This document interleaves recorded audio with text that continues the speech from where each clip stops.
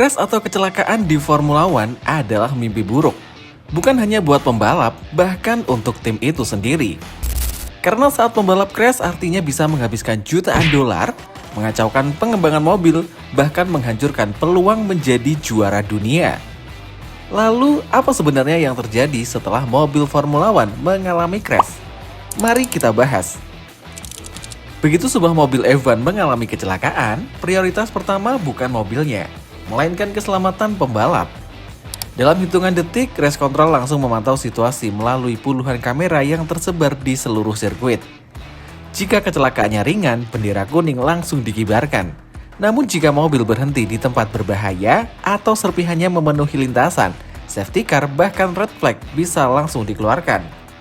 Nah, pada saat itulah para marshal mulai bekerja, mereka berlari menuju lokasi kecelakaan. Membersihkan serpian karbon, memadamkan api jika diperlukan, lalu mengevakuasi mobil menggunakan recovery vehicle atau kren khusus. Semua dilakukan secepat mungkin, karena setiap menit lintasan tertutup berarti jadwal balapan ikut terganggu.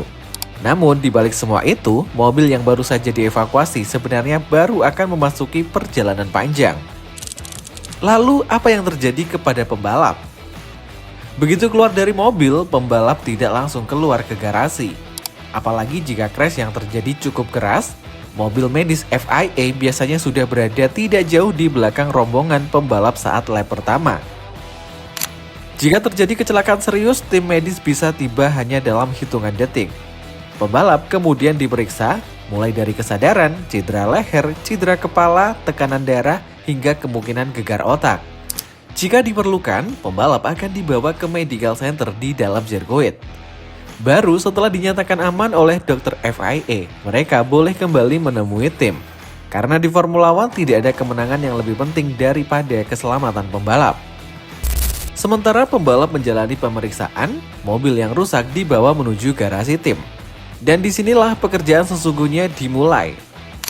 Begitu pintu garasi ditutup, puluhan mekanik langsung mengelilingi mobil. Tidak ada yang panik karena setiap orang sudah mengetahui tugasnya masing-masing. Sayap depan dilepas, ban dicopot, lantai mobil dibongkar, bodywork dibersihkan. Bahkan bagian-bagian kecil yang terlihat masih utuh tetap diperiksa satu persatu. Semua kerusakan didokumentasikan, difoto, dicatat, dan dibandingkan dengan data sebelum kecelakaan. Ini penting karena bagi para engineer, crash adalah sumber informasi.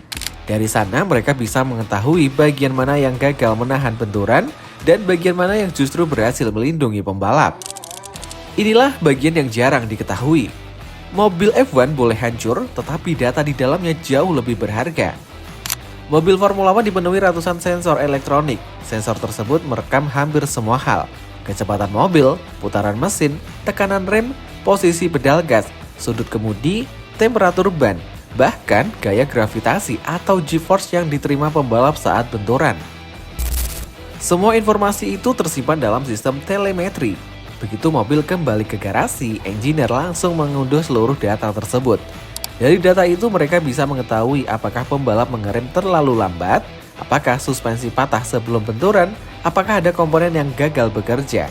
Data-data inilah yang nantinya digunakan untuk mencegah kecelakaan serupa terjadi lagi. Nah, inilah bagian yang membuat para tim prinsipal sering terlihat pucat. Karena satu kecelakaan bisa menghabiskan biaya yang luar biasa besar. Mari kita lihat beberapa komponennya. Satu sayap depan Formula One bisa bernilai sekitar 150.000 dolar Amerika atau sekitar 2,4 miliar. Lantai mobil atau floor, komponen paling penting untuk menghasilkan downforce, nilainya bisa mencapai 300 hingga 500.000 dolar, sekitar 5 atau 8 miliar. Gearbox bisa menembus 500.000 dolar. Suspensi depan dan belakang juga bernilai ratusan ribu dolar. Dan jika sasis atau monokok karbon mengalami kerusakan berat, harganya bisa mencapai 1 juta dolar Amerika, lebih dari 16 miliar. Belum termasuk biaya tenaga kerja, belum termasuk riset, belum termasuk pengembangan. Tidak heran jika satu crash besar bisa membuat tim kehilangan 3-5 juta dolar Amerika, atau sekitar 50 hingga 80 miliar hanya dalam beberapa detik saja. Dulu, tim-tim besar bisa langsung membuat komponen baru tanpa terlalu memikirkan biaya. Namun sekarang, Formula One memiliki aturan cost cap. Artinya setiap tim hanya menghabiskan dana dalam jumlah tertentu dalam satu musim. Jadi kalau sebuah tim mengalami terlalu banyak crash, uang yang seharusnya digunakan untuk membuat upgrade mobil malah habis untuk memperbaiki kerusakan. Akibatnya pengembangan mobil terlambat, sementara rival terus berkembang.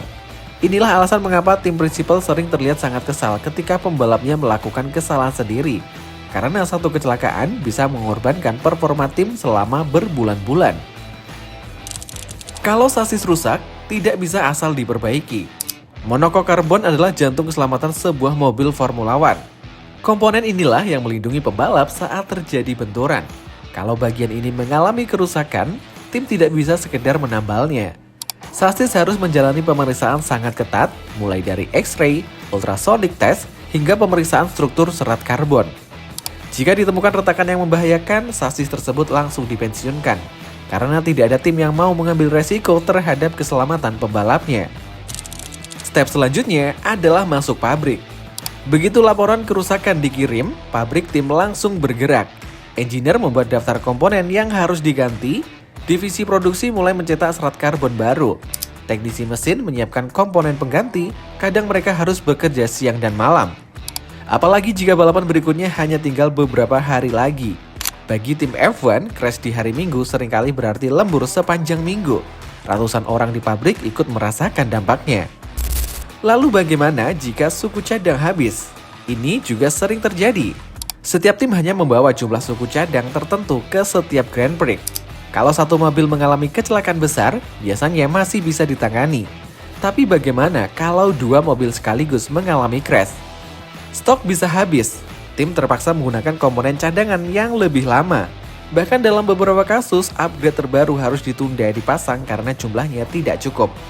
Artinya, satu kecelakaan bisa mempengaruhi performa tim selama beberapa seri berikutnya. Pada akhirnya, yang paling mahal dari sebuah crash bukanlah harga sayap depan, bukan gearbox, bukan juga sasis, melainkan kesempatan. Satu kecelakaan di Formula One bisa membuat tim kehilangan puluhan poin, menghabiskan puluhan miliar rupiah, menunda pengembangan mobil, membuat rival semakin unggul. Dan pada akhir musim, selisih juara dunia kadang hanya beberapa poin saja. Artinya crash yang terjadi berbulan-bulan sebelumnya bisa menjadi alasan mengapa sebuah tim gagal menjadi juara dunia. Itulah mengapa setiap pembalap selalu dituntut untuk balapan secepat mungkin, namun tidak menghindari kesalahan.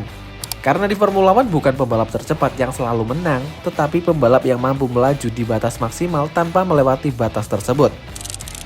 Jadi, ketika kita melihat sebuah mobil Formula One hancur di televisi, ingatlah satu hal, yang hancur bukan hanya mobilnya. Di balik serpian karbon yang berserakan, ada kerja keras ratusan insinyur, ada ribuan jam riset, ada puluhan miliar rupiah yang lenyap dalam hitungan detik. Dan ada harapan satu tim untuk menjadi juara dunia yang bisa ikut menghilang bersama kecelakaan itu. Karena di Formula One, crash bukan sekedar kecelakaan. Crash adalah ujian bagi teknologi, mental, keuangan, dan juga kemampuan sebuah tim untuk bangkit.